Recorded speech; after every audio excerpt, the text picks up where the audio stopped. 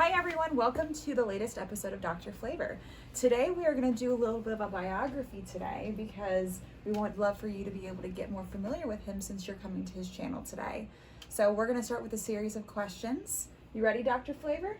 I am. Awesome. Dr. Flavor, how did you get your name?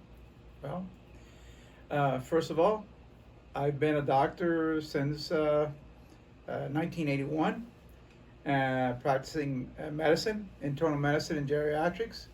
And at the same time, I've had this love of cooking, and I've enjoyed cooking.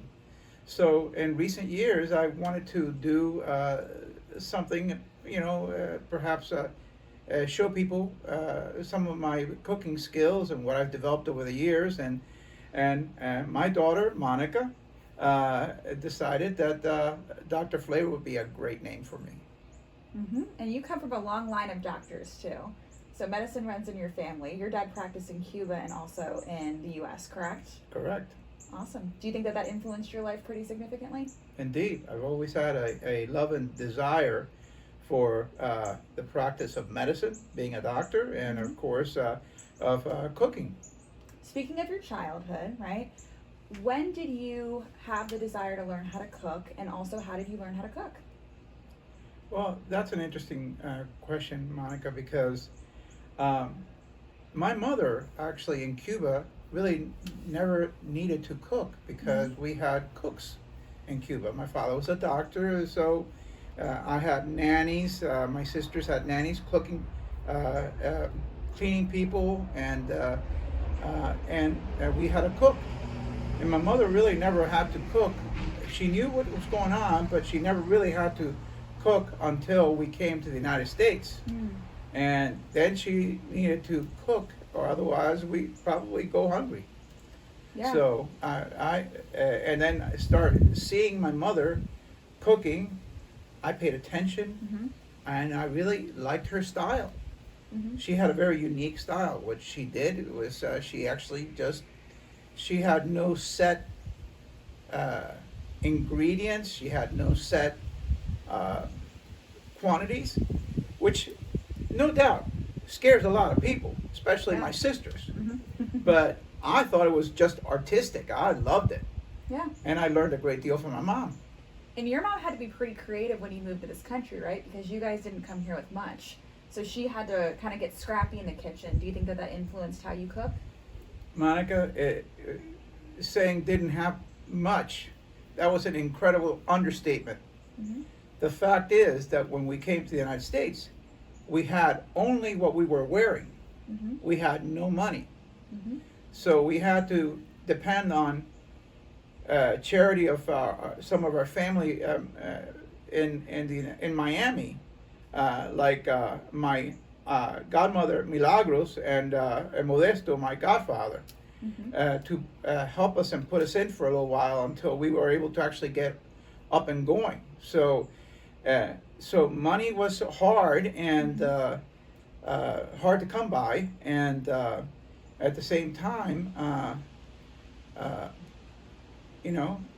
mother had to be very creative with what the ingredients, the food that we had.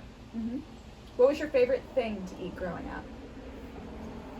My mother had awesome black beans, and in my videos I've presented my mother's black beans and my mother's shortcut black beans, which was ingenious because the shortcut black beans is simple, but her black beans were fantastic.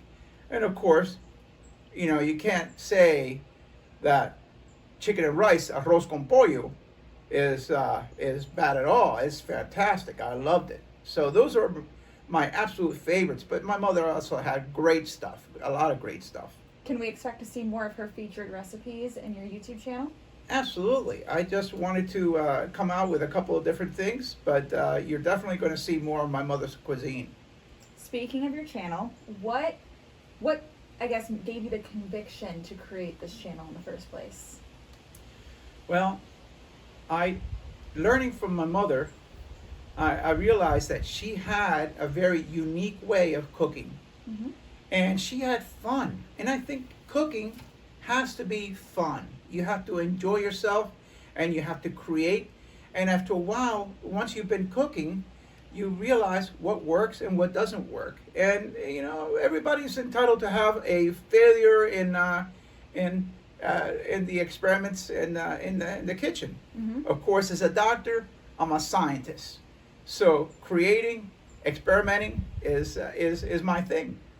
But you know, with my cooking style and what I've developed, it's I attribute to my mom because she showed me, and at the same time, one of the things that I do when I go to a restaurant, Mm-hmm. I don't go often, but I go to a restaurant every once in a while, I pick apart the food.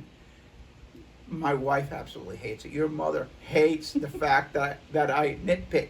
But what I need to do is I need to dissect it. I need to figure out what the ingredients are, what would work better, what doesn't work at all. And then I come home and I recreate and I make something that I would like.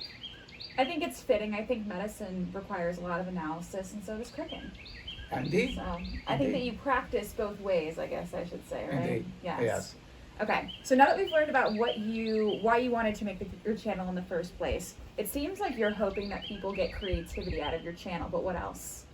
Well, I think people need to develop confidence in their skills, because if you like to cook, you can do better and better. I mean, your mother started with just recipes on the books, Yeah. and now she's kind of like coming along and getting more confident in what she cooks and does.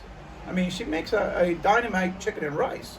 There's no doubt about it. But I think people need to actually enjoy Yeah. cooking. I think there's a lot of steps it takes to get to the point where you're fearless about cooking, right? Right, right. And I think that that's one thing that you've taught me is you got to take risks. You got to try Indeed. something new. And honey, you were not easy to cook for because being gluten sensitive Yeah. or gluten intolerant for the most part, that was not easy. So I had to develop that as well. So I do have a lot of gluten-free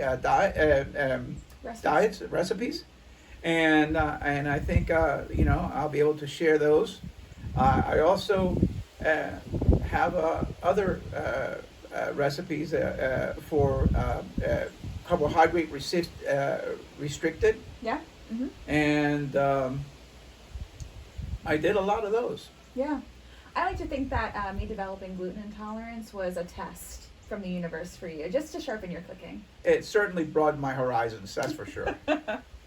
So what can everybody expect to see from you on YouTube in the next couple of months? Well, I've done a lot of traveling and tasted a lot of foods, Mm-hmm.